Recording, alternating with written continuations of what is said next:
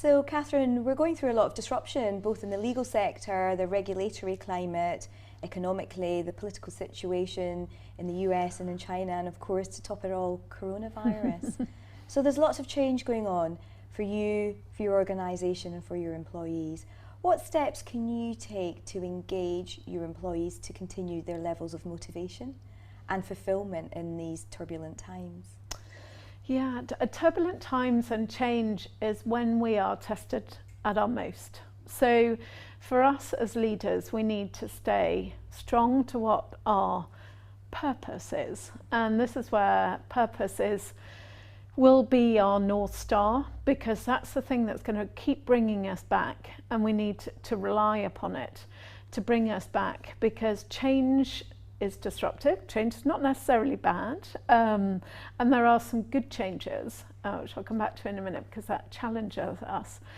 But that North Star that says, and that belief that we have in ourselves, and that belief that we have in what we can achieve, is tested most now. So this is when we need to rely upon it as much as we can.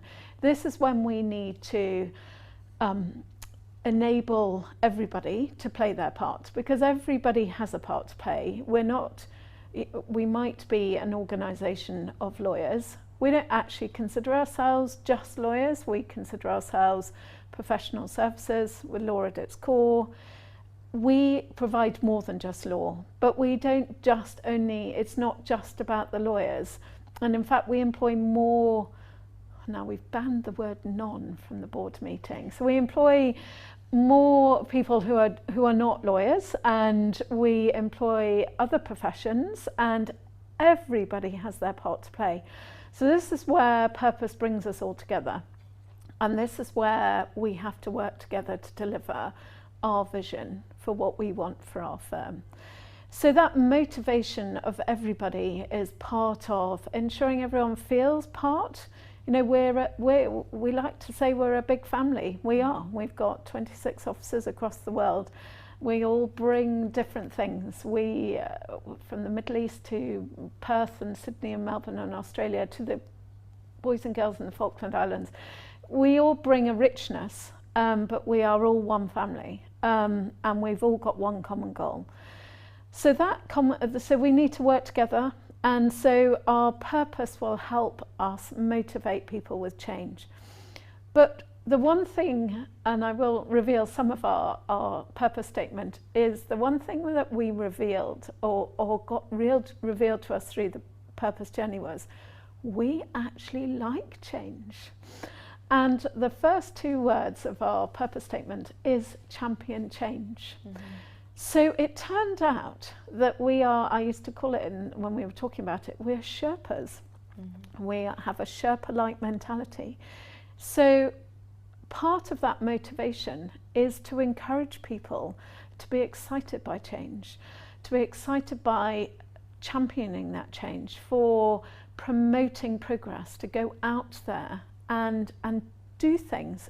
And so we as leaders, it's our job to enable those people to think change is a good thing, mm-hmm. and see the opportunities that it brings, and to innovate and be inspired by it. So actually, this is an exciting time for us all. And it sounds as if you're very future focused in the business through this purpose-led leadership.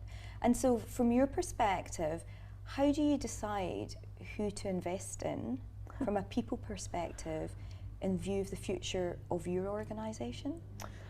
Great question. That's quite interesting. And particularly, I'll just give you a wee bit of history about us. So previously, we might have had people who had been in roles for 20 years, group head, sector head for 20 years. And a couple of years ago, we determined that in fact, actually that was not healthy or good for the organisation necessarily.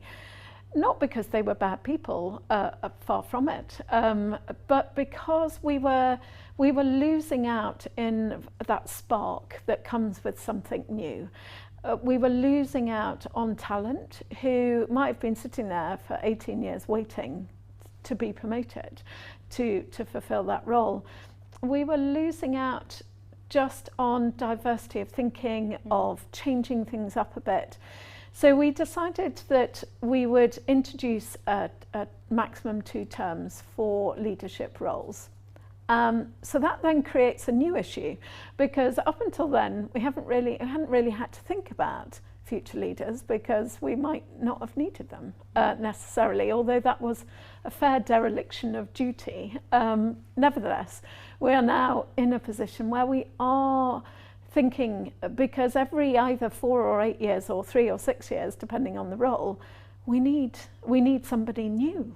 And we need somebody who aspires to be a leader, because and certainly for old lawyers like me, and not so much you as old, but as a lawyer of that generation, we came into it to be lawyers. Now you've changed, and there are changes afoot, but for those older ones, it was all about the law.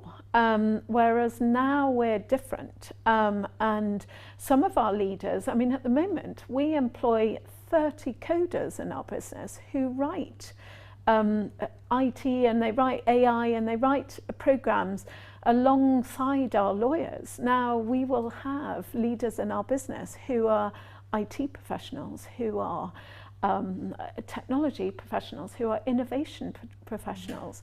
So we've got to be ready for that as well, and we are ready for that. We have, unsurprisingly, as I used the word aspire a minute ago, generated a course called Aspire for those who do aspire to be leaders, because it's not for everybody. It's not all of our skill sets. We're a business made up of a whole host of wonderful skills from people which make up the richness of our business, and not everybody is a leader. But those who are or could be, and they don't realise they are, could be leaders, then it would be great to identify them. And a great example of that is the man that we asked to lead our purpose journey.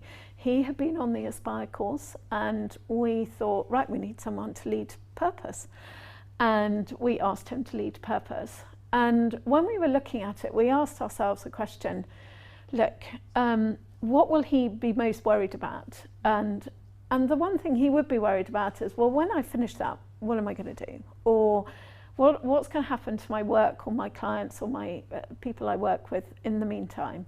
So it was incumbent on us to support him, to say, we'll give you a team around that so you can continue with your work. We'll give you a team around purpose, and so that we can ensure that both are delivered, and we're all doing what we want to do. But he came from that Future Leaders course. We're new at it, definitely. Could we do more? Absolutely. But we do recognise it's important. Mm-hmm. So very, very future focused. Catherine, I'd like to thank you for your time. Incredibly illuminating. What you've said about purpose, I think, really strongly resonates with us at Changeosity. I suppose my final question has to be in a few words. Can you sum up leadership of the future for you?